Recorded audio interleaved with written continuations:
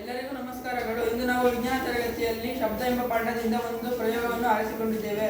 ಪ್ರಯೋಗದ ಹೆಸರು ಟೆಲಿಫೋನ್ ಆಟಿಕೆ. ಇದನ್ನು ಮಾಡಲು ಒಂದು ವಯರ್ ಮತ್ತು 2 ಕಪ್ಗಳನ್ನು ತೆಗೆದುಕೊಂಡಿದ್ದೇವೆ. ಕಪ್ಗೆ 2 ಕಪ್ ಸಹ ಒಂದು ಹೋಲ್ ಮಾಡಿ ಅದಕ್ಕೆ ವಯರನ್ನು ಏರಿಸಿದ್ದೇವೆ. ಈಗ ಪ್ರಯೋಗವನ್ನು ಶುರು ಮಾಡೋಣ.